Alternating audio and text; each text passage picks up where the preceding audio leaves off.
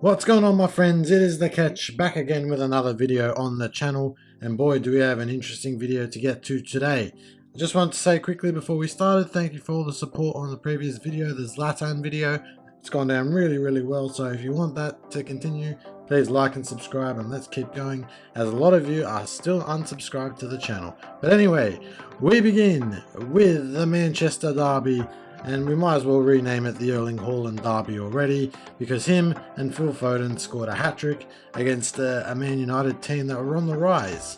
From what I understood, they were very decent against previous opposition. Southampton, they knocked off Liverpool, but the Manchester derby proved to be a whole different beast for them, and it got worse for United. Varane went off after about 40 minutes, but it didn't make much of a difference as Man City were already up 4-0 against United by that point in time. And it's sort of, even though United made the difference on the scoreline in terms of it being 6-1, they made it 6-3 in the end. It makes it a little better for reading. They were still outmatched, outplayed, and more or less demolished by City in every single department. And the best part, the Lord and Saviour Harry Maguire was not playing. But I think now that Varane has walked off injured, I think Harry Maguire needs to make his return to the first 11. All jokes aside, it was a demolishing performance from Man City, and they'll be very difficult to stop at this point in time. Maybe only Arsenal at this point, but who knows. HAALAND is a cheat code, that's all I can really say. And Foden is a very decent young English prospect. He's just a bit of a knob, that guy, really. Man United were so poor that at the end of the day, Mark Goldbridge called them all, "What a prat! What a prat!" Moving on to Arsenal. And yes, my friends, it was also the day before the Manchester derby, I should say. It was also the North London derby between Arsenal and their arch rivals Tottenham. And I thought this game would be quite a close game, and it certainly was up until half-time, went in at 1-1 after Harry Kane had levelled from the penalty spot for Spurs.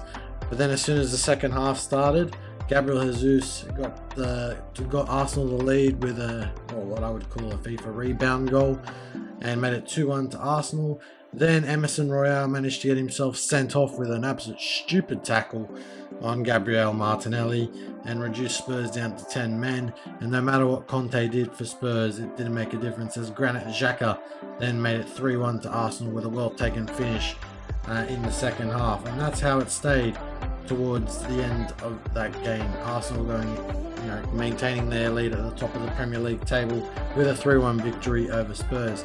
And it sort of made me think, after the first few games, I thought, it's just, Arsenal, new season, they'll win the first couple of games, but it'll go pear-shaped at one point in time. But now, at the moment, they look like a very strong team. And I think they might be a dark horse contender for the Premier League title. I still think City will probably retain the crown, but it's going to be quite a close one if Arsenal can maintain that all season. But Arsenal do have some tests coming up as well. They've got Liverpool at home in the next game. Liverpool have been a bit up and down this season, mainly down, but we shall say it should be in a very entertaining game. And I feel like for Arsenal's sake, if they continue to show the form they're doing, I wouldn't mind if they beat City to the title. It'd certainly make for different reading every now and then. But yeah, it's just one of the surprise packages of the season from Arsenal. They've finally got a good team together. Arteta finally seems to get his tactics right, and it's just all working out. They've got a good young team. Saka, Martinelli, Odegaard, Jesus just seems to make that team tick now. But yeah, as I said, a very big surprise package from Arsenal. And speaking of surprise packages, moving over to Anfield, Leandro Trossard for Brighton scored a hat-trick at Anfield against Liverpool.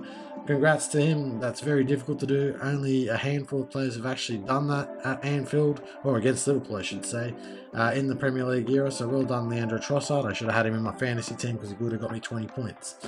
Anyway, we move on to Spain. Another interesting result in La Liga came over the weekend, and it involved Real Sociedad Real Sociedad away at Girona, and the game finished 5-3 to Real Sociedad. So an 8-goal thriller.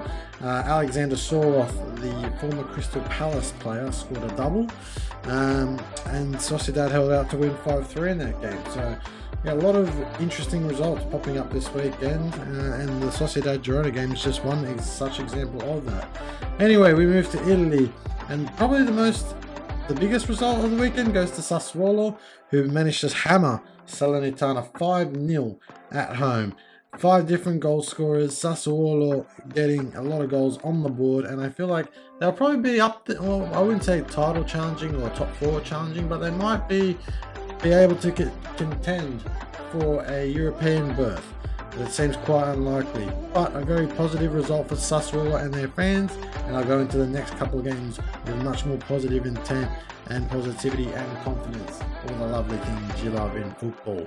Anyway, my friends, that has been the end of this video. I hope you have enjoyed. Please like, share and subscribe, and I'll see you on another video very soon.